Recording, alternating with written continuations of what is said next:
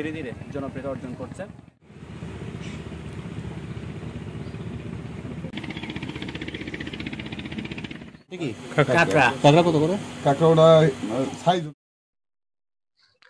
বঙ্গোপসাগরের কোল ঘেঁষে জেগে ওঠা নিদ্রাচর অপার সম্ভাবনাময় পর্যটন স্পট হিসেবে জনপ্রিয়তা অর্জন করেছে। বাংলাদেশের যে কোনো প্রান্ত থেকে বাস বা লঞ্চ যোগে বরিশালের বরগুনায় আসতে হবে। বরগুনা সদর থেকে বাইক যোগে ঘুরে দেখা যাবে বরগুনার প্রাকৃতিক ঐশ্বর্যে ভরপুর এসব পর্যটন স্পট।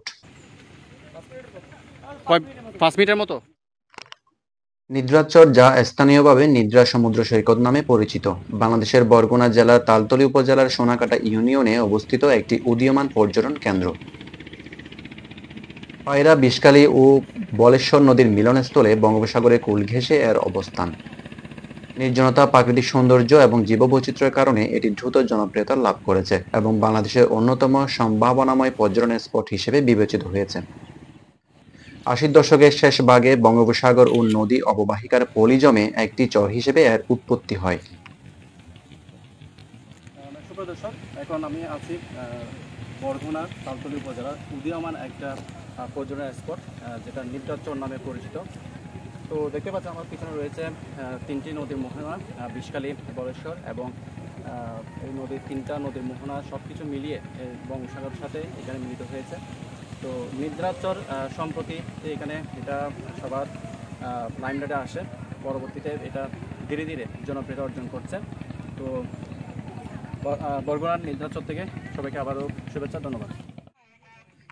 এটা কত দাম? নিদ্রাচরে অস্থায়ী কিছু খাবার হোটেল রয়েছে। নদী ও সমুদ্রের মাছের পাশাপাশি গরু, মুরগি ও হাঁসের মাংস এখানে পাওয়া যায়, তবে যাই খান একটু দরদাম করে খাবেন।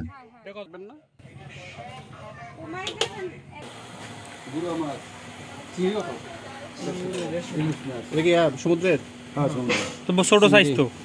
তারপর এটা দেশি দেশি নাকি? এটা কি কাঁকড়া? কাঁকড়া কত করে? কাঁকড়া ওটা সাইজ অনুযায়ী দাম না, বললে না তো বাতার সাথে খাওয়া যাবে? এটা কি গরু? এটা দেখো গরু গোস কত করে? 170। 170। আপনার দোকানের নামটা বলেন দেখি। মায়ের দোকান।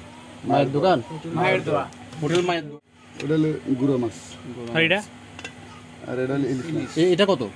ইলিশ মাছ এটা 130 না 130। এটা 130 পার পিস। 130। আল্লাহ। পরবর্তীতে এখানে কেওড়া, ঝাউ ও অন্যান্য ম্যানগ্রোভ জাতীয় গাছ লাগানোর মাধ্যমে এটি সবুজে ঘেরা এক প্রাকৃতিক সৈকতে রূপান্তরিত হয়। সৈকতটি প্রায় 2 কিলোমিটার দীর্ঘ এবং এর কিছু অংশ বর্ষাকালে ডুবে যায়, যা শীতকালে আরও আকর্ষণীয় হয়ে ওঠে। স্থানীয়দের মতে এর আয়তন প্রায় 5 থেকে 7 বর্গ কিলোমিটার।